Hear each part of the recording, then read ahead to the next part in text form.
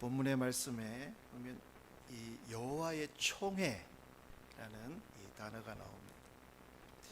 그래서 이 여호와의 총회, 하나님의 말씀을 듣거나 하나님께 예배를 드리기 위한 모임. 다시 말해서 하나님의 백성들의 모임, 하나님께서 불러내신 사람들의 이 모임, 이것이 신약에 와서 예수 그리스도를 믿어 구원받은 성도들의 모임. 그래서 에클레시아라는 말과 에클레시아, 헬라어로 이 교회, 그래서 이 여호와의 총회에 드는 것에 대한 오늘 말씀입니다. 여러분, 교회는 누구나 들어올 수가 있습니다. 어느 누구나 오랍니다. 그런데 이 에클레시아, 하나님께서 예수 그리스도를 통해서 이 불러내신 이 모임에는 아무나 들어올 수가 없습니다. 우리 이 자리에 같이 예배드리고 있다고 하지만 여호와의 총회에 들어있는 사람이 있고 들지 못한 사람이 있다라는 겁니다. 다시 말해서 인싸가 있고 아싸가 있다라는 겁니다. 여러분, 그러면 우리는 어떻게 해야 됩니까? 반드시 이 인싸에 들어야 되지 않겠습니까? 요즘 보니까 인싸 아싸 또 아닌 어중간한 게 뭐 그럴싸가 이제 마싸로 종결된다. 마싸는 내 세계관, 그냥 내 위주로 돌아가는. 근데 여러분, 여호와의 총회에서는 반드시 인싸가 되어야 합니다. 여러분, 왜 20여 년 전에 우리 목사님하고 우리 장로님 권사님이 마음을 모아서 이곳 하나된 교회의 깃발을 꽂으셨겠습니까? 여러분들을 하나님의 총회에 인싸로 세우기 위해서 이곳에 하나된 교회의 깃발을 꽂은 줄 압니다. 보면 나름대로 그냥 다 잘 살아가실 수 있는, 제가 보기에는 그들이더라고요. 목사님도 그렇고 우리 장로님 권사님도 이런 거 안 해도 나름대로 살아갈 수 있는 어떤 지혜와 능력을 다 가지신 분들이에요. 근데 왜 남들이 이 귀찮아하는, 어떻게 보면 귀찮은 일 아닙니까? 왜 교회를 세워서 마음을 쓰고 시간을 들이고 이렇게 교회를 세워서 이렇게 애를 쓰겠습니까? 여러분들을 하나님 나라의 그 총회에 들게 하기 위한 그 헌신이라는 것. 그런데 이 경상도 지역이 보니까 제가 여러 충청도도 있어봤고 여러 서울도 있고, 근데 이 경상도 지역이 굉장히 척박한 땅이에요. 그러니까 영적인 세계에서 어떤 이 식물의 그게 아니라 영적인 세계에서 지금 우리 오태 우리 텃밭에 지금 아주 막 상추 뭐 이런 텃밭 채소를 심어가지고 지금 막 상추 이런 것들이 나서 얼마 전에 이렇게 상추를 이렇게 해가지고 쌈을 이렇게 먹게 해주시더라고요. 그 보니까 상추가 이게 이 손바닥보다 더 크게, 그래서 이게 너무 늦게 해서 이게 상추가 이렇게 커졌나.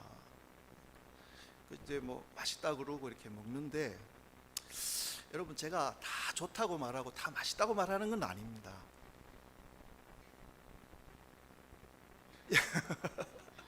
우리 거지만 이게 뻣뻣하더라고요. 내가 왜 뻣뻣한 걸 알았냐 하면, 이 다른 데 가서 보니까 나는 상추가 너무 커가지고 뻣뻣한 줄 알았어요. 다른 거 상추도 이게 큰데 연한 거예요. 이게 왜 이런 걸까? 같은 상추인데. 여러분, 토양이 차이가 있는 토양. 이게 작물이 성장할 때는 햇빛, 바람, 물 이런 게 다 필요하지만 이 토양이 중요하다는 거예요. 저도 보는 눈이 있으니까 보니까 이게 연한 이 상추가 자라는 데는 보니까 흙이 이게 보슬보슬하니 이게 계속 갈고 이 거름을 넣고 계속 갈고 해가지고 흙이 보슬보슬한데 이 우리 아직 이 오태 이 텃밭은 아직 좀 생땅에서 이제 막 그 거름 넣어가지고 이제 가는, 그러니까 이 좋은 작물을 아주 이렇게 맛있게 이렇게 키우기 위해서는 계속 농부가 계속 거름을 넣고 갈아엎고 그 생땅을 계속 거름을 넣고 갈아엎고 거름을 넣고 갈아엎고 할 때 거기서 이 맛있고 건강한 채소가 자란다. 그러니까 지금 우리 장로님, 권사님, 우리 목사님이 하시는 일이 아마 그런, 이 척박한 땅에 계속 거름을 넣고 갈아엎고 그래도 안 되니까 계속 마치 밑 빠진 독에 물 붓듯이 계속 갈아엎고 하는 지금 과정이라는 겁니다. 여러분, 한 영혼이 돌아오는 게 얼마나 힘든 일인지, 한 영혼이 돌아왔을 때 저 천국에서는 그 종이 울린다고 하지 않습니까? 아무쪼록 우리 하나된 교회 울타리에 들어온 우리 귀한 이 지체들, 이 여호와의 총회의 그 이름이 인사이드로 기록되기를 축원드립니다. 여러분, 한 영혼이 돌아온다는 거. 여러분, 대도 조세영 아시죠?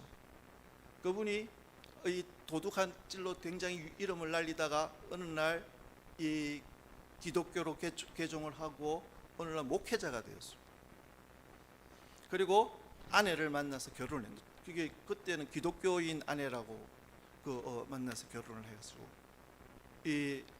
이분이 진짜 영혼이 구원받고 변화된 줄 알았습니다.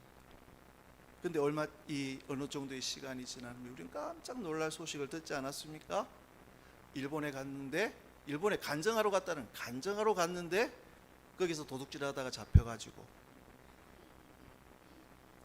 계속 어떤 그런 안 좋은 이야기 소식들이, 그리고 그분 아주 그 아내분도 굉장히 미인이더라고. 그런데 얼마 전에 보니까 그분이 불교 그게 출가를 해가지고 머리를 깎고 비구성이 되어 있더라고요. 그 목회자하고 결혼했던 거. 그러니까 그분들은 영혼이 구원받았는 줄 알았는데 그게 안 됐다라는 거예요. 또 어떤 케이스는 뉴스가 아니라 대담 어떤 이 방송에 나온 겁니다. 어떤 남편이 있었습니다. 이분이 마약 중독자였습니다. 근데 이 아내분이 예수 믿는 사람이었습니다. 이 남편을 위해서 진짜 눈물로 기도했다는 거예요.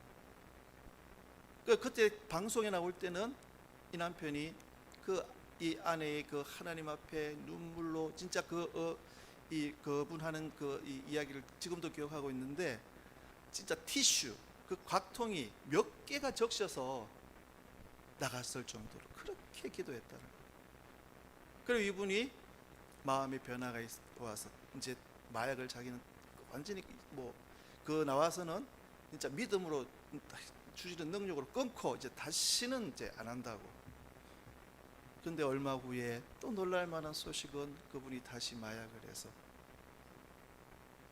투옥 잡혔다라는 그런 뉴스. 그러니까 그 한 영혼이 구원받았는 줄 알았는데 그 구원 이를 이루기 위해서, 인사이드를 시키기 위해서 그 아내가 그렇게 눈물을 흘렸다는데, 여러분 그 유명한 깡패 김태촌인가, 그 사람도 뭡니까? 자기 이제 예수 믿고 변화되었다고 그렇게 방송에 떠들고 세상 사람들한테 떠들었지만 하는 짓은 옛날 그 생활 그대로. 여러분이 한 영혼이 구원받는 것, 교회에 앉아있다고 다 구원받은 영혼이 아니라, 여호와의 총회에 있던 사람이 아니라, 그 영혼이 예수 그리스도의 그 생명의 씨가 있을 때 여호와의 총회에 들 수 있는 그 씨를 심으려고 우리 목사님하고 우리 장로님, 권사님, 그리고 함께한 분들이 지금까지 이 교회를 위해서 헌신되어 온 줄 압니다. 그래서 보니까 우리 목사님도 많이 우시더라고요. 그래서 보면 처음에 왔을 때는 이 티슈가 제가 자주 갈았거든요. 근데 요즘에는 이 그냥 그 있는 거예요. 여러분, 목회자를 낙심시키지 마시기를 바랍니다. 여러분을 향한 그 마음, 그 영혼 구원을 위해서 눈물로 하나님 앞에 애통해하면서, 여러분, 이게 낙심이 되면 이제 눈물이 이제 사라지지 않겠습니까? 이 귀한 분들의 그 눈물이 마르지 않고 하나님께서 이분들을 통해서 이곳에 하나된 교회를 세우신 그 아름다운 뜻이 여러분들이 총회에 다, 여호와의 총회에 다 들어옴으로 이루어지는 그런 역사가 있기를 축원드립니다. 그래서 오늘 여호와의 총회에 들어올 수 없는 이 사람들을 오늘 말씀해 주고 있습니다. 그래서 1절에 보니까 고안이, 이 우리가 여호와의 총회에 다 들어와야 되는데 들지 못하는 사람들이 있는데, 1절에 보니까 고안이 상한 자나 음경이 잘린 자는 여호와의 총회에 들어오지 못하리라. 여러분, 이건 생식 기능, 번식 기능을 잃어버린 것 아닙니까? 다시 생육하고 번성할 수 없습니다. 그러니까 이 씨가 있어야 되는데 씨가 없는 겁니다. 근데 이게 왜 그 당시에 사고로 이런 일이 있을 수도 있겠지만 왜 이렇게 이런 일이 있냐? 그 당시에 그 우상 숭배하는 문화하고 이게 관련이 있더라고요. 그래서 이 당시에 그 이방 종교 의식에 거기에 막 심취하다 보면 자기 몸을 막 상해를 한다는. 지금도 보면 그런 거 있지 않습니까? 막 자기 몸을 칼로 막 그어가지고 막 피를 막 흘리게 하고 피투성이가 되는 그런. 그러니까 그 당시 이방의 어떤 종교 의식이 그랬다.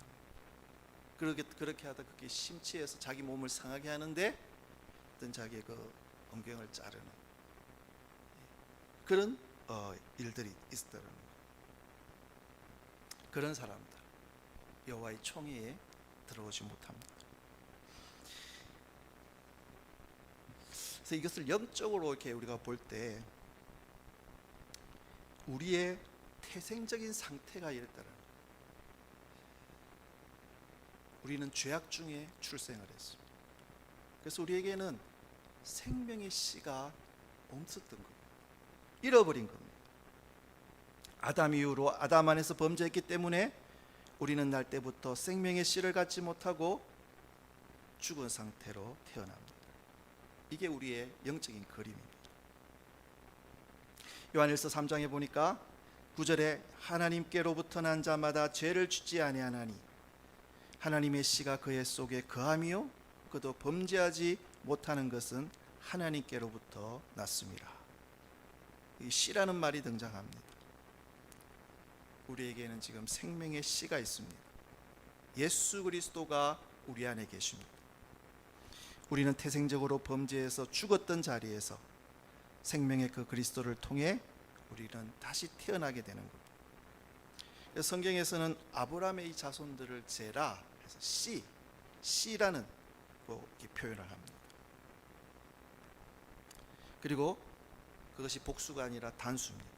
왜냐하면 그 씨가 한 분이기 때문에. 그 씨가 한 분으로 언약의 자손으로 오시는데 그분으로 말미암아 그 생명이 회복되는 겁니다.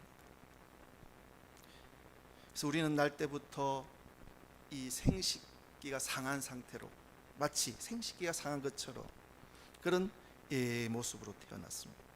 우리의 영적인 상태입니다.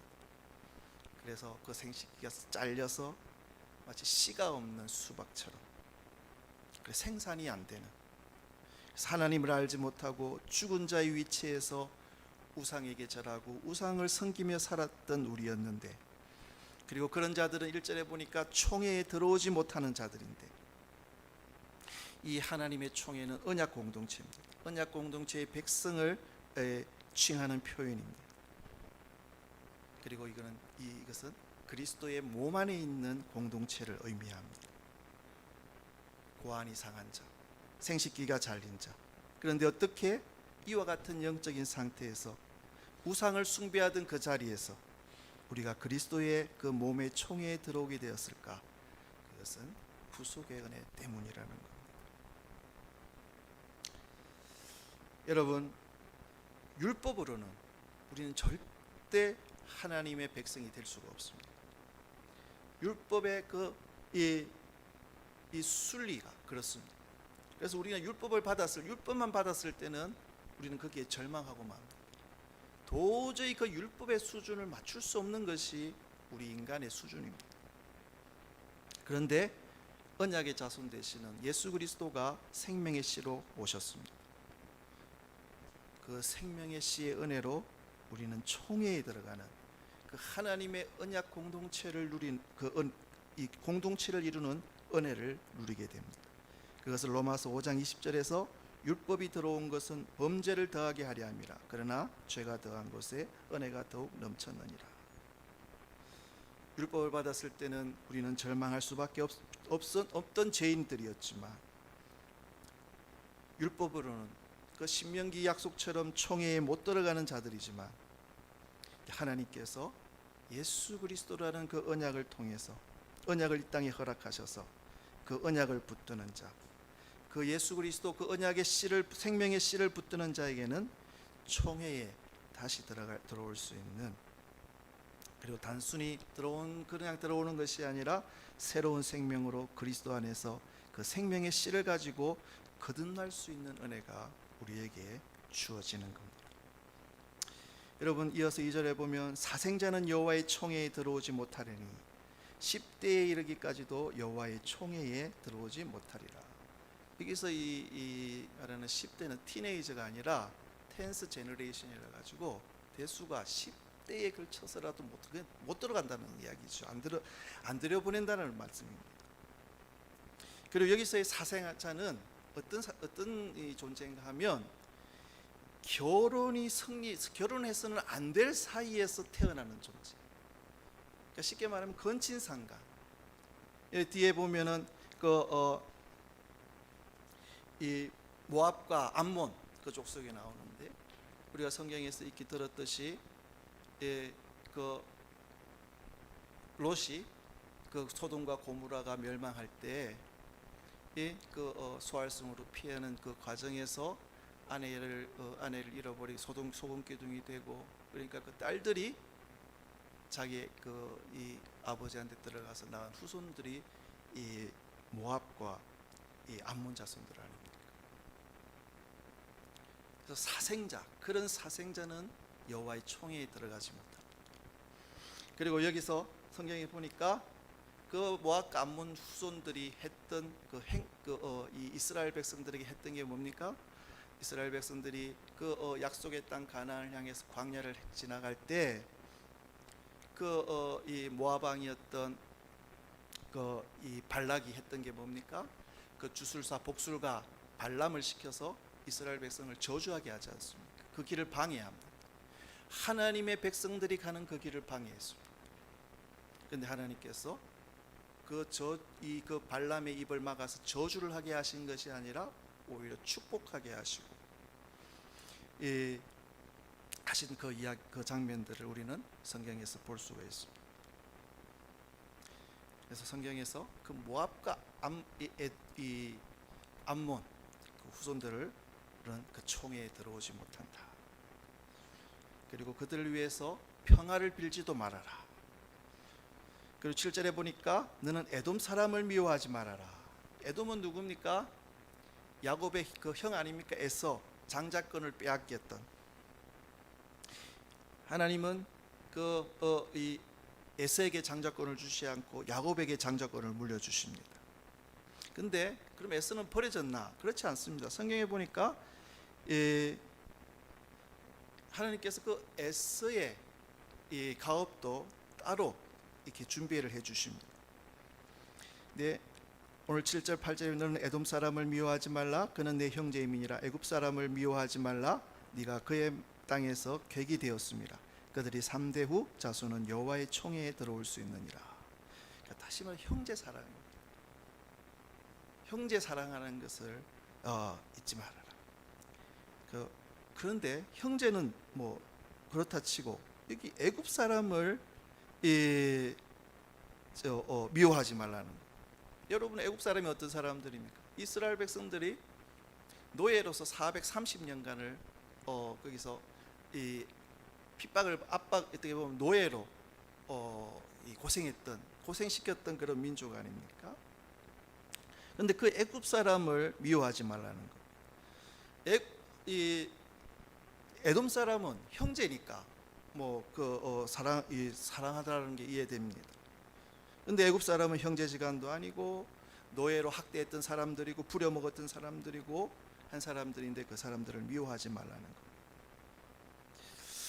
그럼 그 이유가 애굽에서 그 객지 생활을 할 때 나중에, 그러니까 요셉을 모르는 왕, 그러니까 다른 왕조가 일어난 겁니다. 다른 왕조가 세워졌을 때 이 백성들이 노예로 전락을 해서 압박을 받았지만 어찌되었든 간 이 이스라엘 백성들이 그 애굽으로 가서 신세를 진 것은 사실 아닙니까?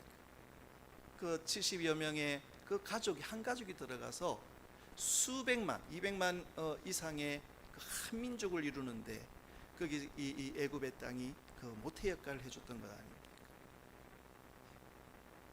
모든 것이 하나님의 섭리에 의해서 이루어졌지만, 그리고 노예로서 그리고 이 힘든 시간들을 가졌지만 그럼에도 불구하고 신세를 진 것에 대한 고마움을 잊지 말라는 것. 보면 우리 인간관계가 다 그렇지 않습니까? 9개 잘해줘도 11개 못 해주는 그걸 가지고 9개 받은 은혜는 생각 못하고 1개 그것 가지고 막 욕하고 덤비고, 그런 게 우리 지금 현실 아닙니까? 그래서 이 총회에 들어올 수 없는 부류, 또 총회에 들어올 수 있는, 그래서 오늘 본문을 통해서 우리들에게 알려주고 있습니다. 그래서 정리해 보면 고안이 상한 자, 생식기가 잘린 자, 바로 우리 원래 모습이었다라는 것. 우리가 태어날 때부터 구원의 여망이 없는, 씨 없는 그런 수박 같은 존재였지만, 생명의 씨가 없었던 존재였지만, 하나님께서 예수 그리스도라는 그 생명의 씨를 다윗의 자손을 통해서, 아브라함의 언약을 통해서 우리들에게 허락하셨고, 그 생명의 씨가 이 땅에 오셨고, 그리고 예수를 통해 우리 안에 심어지게 되었고, 그리고 우리가 새 생명으로 거듭난 구속의 은혜를 잊게 됩니다. 그리고 그래서 형제를 또한 사랑하지 않을 수 없다. 그 생명의 씨를 심는 그 역사가 지금 우리 교회 가운데서 이루어지고 있다. 여러분, 우리가 구제를 하지 않습니까? 이 구제는 어떨 때 이루어집니까? 딱하거나, 그죠? 불쌍한 어떤 그런 정서적 근거 때문에 우리가 구제를 하지 않습니까? 근데 표면적으로는 그런 동기들이 이유가 될 수 있을 겁니다. 근데 그 안에는 더 큰 신학적인 이유가 있는데, 그 자리에 내가 있었다라는 겁니다. 여러분, 구제를 받는 입장을 혹시 돼보셨는지는 모르지만 누군가의 은혜와 도움이 없이는 살아갈 수 없는 그 상태 아닙니까? 구제를 받는 그 입장. 우리가 하나님의 은혜를 잊기 전에는, 긍휼을 잊기 전에는 누군가의 은혜와 도움 없이는 살 수 없는 그 죽을 자리, 죽음을 기다리고 있었던 그 자리에 있었습니다. 우리의 영적 상태가. 그런데 이유 없이, 조건 없이 하나님의 그 사랑에 붙들린 것입니다. 그래서 우리 그리스도인들이 구제를 열심히 해야 하는 이유가 거기에 있을 줄 압니다. 그래서 엄밀한 의미에서 우리가 하는 전도, 이런 선교, 이것이 큰 의미에서는 다 구제가 될 수 있을 겁니다. 그래서 우리가 지금 이 감비아, 네팔, 이스라엘, 그리고 어디입니까? 백지리, 또 캄보디아인가? 그 구제하는 이유는 그 자리가 내가 있었던 자리이기 때문에, 그래서 그 하나님의 구속의 은혜를 확인하고 그 감사를 실현하고 순종하는 자리가 구제의 현장이라는 겁니다. 여러분, 우리 교회는 이 땅에 존재하는 한 이런 약자들에게 또 절대적으로 도움이 필요한 자를 향해 이 구제의 손을 계속 넓혀가야 한다라는 겁니다. 여러분, 우리 교회에서 지금 추진하고 세워가는 일들이 그 취약계층의 돌봄, 이런 그 사업을 지금 세워가고 있습니다. 이 사업이 굉장히 어떻게 보면 선하고 귀한 사업 아닙니까? 근데 이게 저는 보니까 이게 도통 무슨 말인지 이해도 잘 안 되고, 이게 뭐 서류도 복잡하고 골치 아프더라고요. 근데 우리 목사님이 그 명석한 두뇌로 이걸 이렇게 막 세워가시는 거예요. 특별한 하나님께서 재능을 주신 것 같아요. 그리고 귀한 분들, 통역자들을 붙이셔서 우리 권사님 그냥 계산 안 하고 막 퍼주시는 계산, 그것을 우리 권사님 붙이시고, 또 모든 뒤에서 이렇게 다 받쳐주는 우리 장로님, 그래서 이렇게 아름다운 통역으로서 그 생명의 씨앗을 심기 위해 지금 이 현장에 하나님께서 세우셨는데, 여러분 반드시 여러분의 그 심령 속에 이 생명의 씨가 반드시 심겨지기를 축원드립니다. 그래서 하나님께서 우리 교회를 통해서 하나님의 총회에서 드리는, 총회에서 여러분의 이름이 지워지지 않는 우리 그 하나된 교회로 아름답게 세워지기를, 그리고 그 구속의 은혜를 확인하고 실현하는 삶이 우리 하나된 교회를 통해서 아름답게 이루어지기를 축원드립니다. 기도하시겠습니다.